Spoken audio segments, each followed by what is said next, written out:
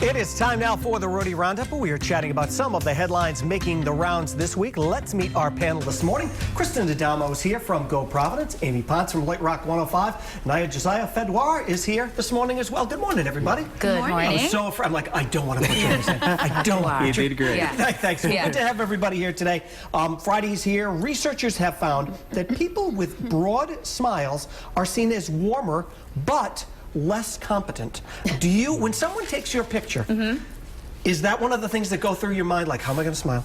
How am I gonna, especially now where everybody has a phone and snapping pictures all the time. Well, I feel like I just smile as, like, it's a fake smile unless someone's like tickling me or something, and then so yeah, I feel like a nice natural smile is good. Yeah. But that story was saying like it's supposed to, like, it makes you look less like incompetent, less right? confident, like, yeah. So what's that all about? I feel like a nice warm smile is like, hey, I'm here and I can help you. Right. Not like Somebody's what a worked in beautiful retail.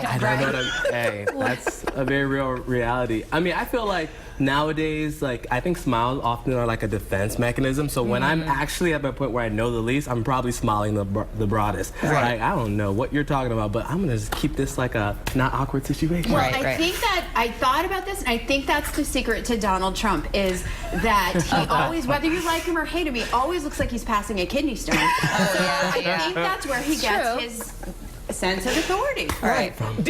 Everybody has that smile that they smile for a picture for, and you see that smile, and then everybody has that picture that they look at and go, oh my God. Oh yeah, like the nostrils are flaring. Like, I don't like the real. If someone takes a real picture, I'm really laughing. Yeah. That's like. Ugh. Yeah, we all agree that a fake smile is better than the real. Pro-fake. A pro, right? Very good. Okay, but and filtered.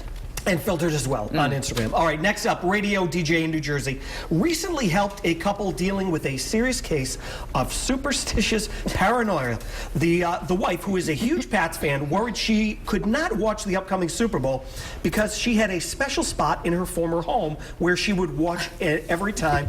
Every time she watched there, the team would win. DJ told her to call the new owners of the house and ask if she could watch the Patriots play the big game. So, first of all, are you a big sports fan? Do you have any superstitions about maybe not even just sports, but anything? Not huge superstitions, no. I'm glad, go Pats. Right. Right? That's about I think that's what you're supposed to say. That's how you stay safe in New just England. hopefully the crock pot doesn't break, and so I can have my little cocktail meatballs for the Super Bowl party. That's really how far it Sure, goes. for a lot of people, it's all about the party. Yeah.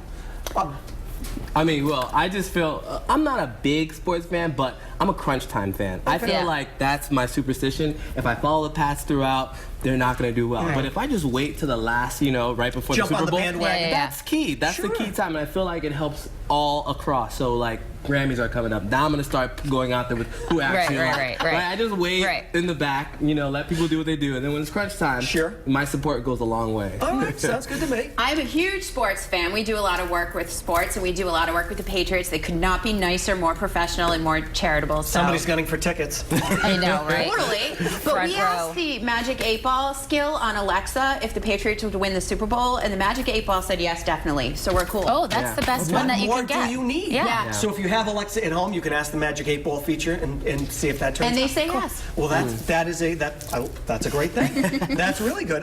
Next up, speaking of the Pats, turns out Tom Brady's kids have a diet that's almost as strict as his, but they occasionally get to snack on raw, oh, this sounds delicious, raw granola and raw chocolate chip cookies. Yum. Wow. Now, you got kids. Yeah, and let me tell you something. If I had a personal chef, my kids would be eating wonderfully all the time. Yes. I'm their personal chef. So they get what they get, and I try to do the best that I can. I hear you, sister. But a lollipop here and there, you think Tom Brady's kids, they have nannies. People are giving them lollipops. Right. People are giving them Snickers bars. They're not that clean. Right. Trust me. Yeah. I hope. Yeah. I mean, speaking in, on the millennial perspective, I feel like we're a very dietarily conscious kind of generation. Where there's vegans and pescatarian and flexitarians. Sure. I actually have been pescatarian for about 10 months now. Oh. And I feel like I don't even know what that is. Me neither. Yeah, Is that well, like... I thought it was a religion at first. Right. I stick to fish mostly. That's the only meat I really eat. Okay. I feel like I want my kids to be healthier than I am. I feel like I'm going to probably introduce them to only green foods But at the first couple years. Then in college, That's they can fine. find whatever meat they want. that you will give them some junk. Oh, though. you'll give Yeah, them I'll let them. It's Big gonna league happen. Kristen? I feel like everything's great in moderation and you can't go overboard. I was at a birthday party recently and I was giving my friend's child a piece of birthday cake and they freaked out. They're like, he can't have that. I'm like, it's not birthday crack, it's birthday cake. One slice, you're totally cool. But it is the gateway. It is. Cake is the gateway to. I love that. I love all these people that, oh no, my kid won't have it. Till you have kids. Yeah. I had a chicken. There was a chicken finger that fell at Disney one time. I picked it up. I'm like, it's fine. You're gonna Oh, just it's eat it. okay. It's 5 second It's rule is Disney. still a thing. expensive. All right, guys. Thanks so much. Always great catching up with our panel. Still